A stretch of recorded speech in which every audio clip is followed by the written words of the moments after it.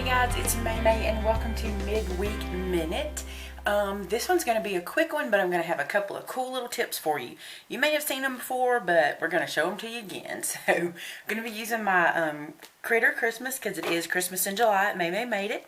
I'm going to be using a 1 3/4 circle punch, a 2-inch scallop punch, some Memento black, tuxedo black ink, and a white A2 card. So really simple. I have already scored my card here, and I'm going to go ahead and fold it. With my 2-inch scallop punch, I cut out this little black circle, and here's what I'm going to do. First, I'm going to turn it over and put a little bit of temporary adhesive right in the center. And I forgot to mention I'll be using some Zig 2-way glue, and I'm just going to run it right around the edge where the scallops are. Just in a circle around the edge of the scallops, nowhere else, okay? And you'll see why in just a second. I'm going to touch that temporary that I put in the middle. Move that I got on my mat out of the way. And I'm going to pick where I want to put it. And I think we're going to do this one in the top area.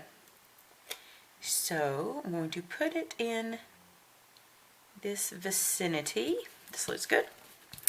Okay, my little scallop punch didn't punch real good. And now then, I have this that I've punched out with my circle, and I just punched it out earlier, and I just did it in a scrap piece of paper. And what I'm going to do is I'm going to flip it over, put some more temporary adhesive on the back, and then I'm going to center it inside of this scallop. Now, that's really cute just like that if I wanted to use it, but I'm using this as a template. So I'm going to take my my circle punch again. This is my 1 3/4. I'm going to line it up with that I'm using as my template, and then I'm going to punch. There we go. Okay, and when I do that, I get this perfect scalloped edge. I say perfect, okay. So I get this perfect scalloped edge around the card there, leaving me this circle. Now the next thing I want to do is take a pencil, and I'm going to mark where this circle is. Just a little at the top, a little on either side, giving me all 4 corners or 4 edges of the circle. Now then, that is telling me right where to put a focal image. I have this little stamp that I picked up at Michael's, I think. It's a stampability stamp, so it might have been Michael's, could have been Hobby Lobby. I'm going to ink it up with my Memento Tuxedo Black really well. And these little wooden block stamps are sometimes hard to center up. So I'm going to feel that around and hope I get it right. There we go. Not bad. Okay. And close that ink up. Now, I'm going to let this dry for a second, but I want to show you by making those little marks, we know when we close this, our little bee will be flying right into the circle where we wanted it. So now, while that ink is drying, I'm going to go ahead and do my stamp on the front.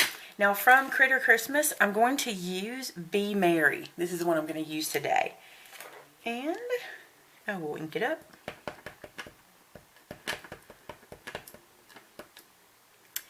I think I'm going to put it in this area. I hope I got it centered. My head is not centered, so that's not bad. Okay, so that says Be Merry. Now here's the other thing I wanted to show you. I'm going to flip this back over and erase our pencil mark. You want to make sure you have a clean eraser when you do this on this white card, because it will show any marks. So we get all that erased. Now here's the cool thing. I was inspired to do this by this stamp. Do you notice that this stamp has one color of yellow inside of it? That's all it is, but it looks like it's been, like colored completely, or, fancy coloring. So what we're going to do is take one yellow marker. We're going to color the face of this little bee. Now, one tip that I have for coloring is start toward the center of your item that you're coloring and work your way out. And the reason that I say that is because as your marker bleeds, it'll kind of stop to the edge and you won't run over, because this is not paper made specifically for this, so you want to be careful not to let it bleed outside the lines. And now all we did was one color in that little stamp, but look how it looks like we spent some time coloring it. So simple. I'm going to bring it up close. Look how easy that is. Be merry. I also did this to show you that you don't have to use your Christmas stamps just for Christmas stuff. This is a great card just telling somebody, hey, be happy, be merry, and you can use it for Christmas. So there you go, guys. Some quick tips on focal image and coloring. And I want to show you that I did this one earlier as my sample. So check it out. 2 different kinds of cards. Hope you enjoyed it, guys. See you next time. Bye-bye.